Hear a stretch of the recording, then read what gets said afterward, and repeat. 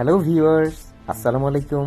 আমি আপনাদের সামনে আজকে নিয়ে আসছি অত্যন্ত সহজ এবং একটি সুস্বাদু রেসিপি, আলুর চপ। এবার চলে যাচ্ছি প্রস্তুত প্রণালীতে। সাথে নিয়েছি মাঝারি সাইজের 3টি আলু। আলুগুলো সিদ্ধ বসিয়ে দিচ্ছি। খুব ভালো করে সিদ্ধ হয়ে গেলে আমি আলুগুলো উঠিয়ে খোসা ছাড়িয়ে এটা খুব ভালো করে পেস্ট করে নিয়েছি। এই দেখুন পেস্ট হয়েছে।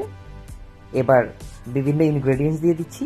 1 কাপ পেঁয়াজ কুচি, 1 চামচ মরিচ, 1 চামচ আদা বাটা, 1 চামচ রসুন বাটা, আরও দিয়ে দিচ্ছি 1 চামচ পেঁয়াজ বাটা। এবার দিয়ে দিচ্ছি 1/2 চামচ লবণ। আরও অ্যাড করছি 3 ধরনের গুঁড়া, হলুদ, জিরা এবং গরম মশলা। দেন খুব ভালো করে আমি এটা মাখিয়ে নিয়েছি। সাথে নিয়েছি 2টা ডিমের সাদা অংশ। এবার চপগুলো আমি আমার পছন্দের সাইজের বানিয়ে নিয়েছি।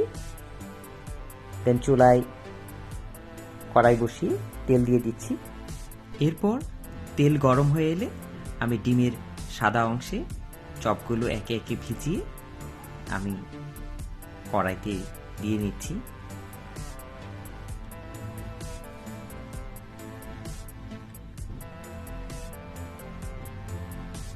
সবগুলো দেয়া হয়ে গেলে আমি 3 থেকে 4 মিনিট ওয়েট করছি।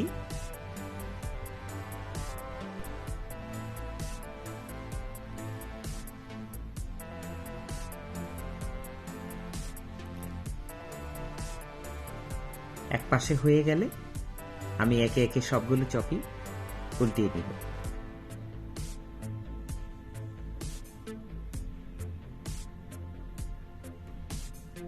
আবারও 3 থেকে 4 মিনিট পুরোপুরি হয়ে যাওয়া পর্যন্ত ওয়েট করছি।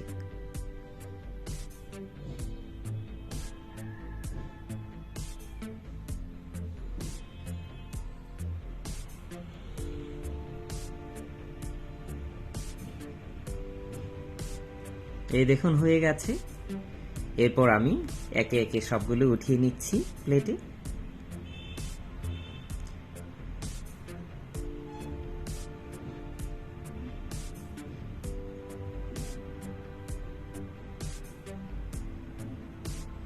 আমি ডিমের সাদা অংশ ব্যবহার করেছি, এতে চপগুলো সফট হয় এবং খেতেও দারুণ লাগে। এই দেখুন চপ হয়ে গেছে। খুবই চমৎকার একটি রেসিপি, আপনিও ট্রাই করতে পারেন। Thank you for watching.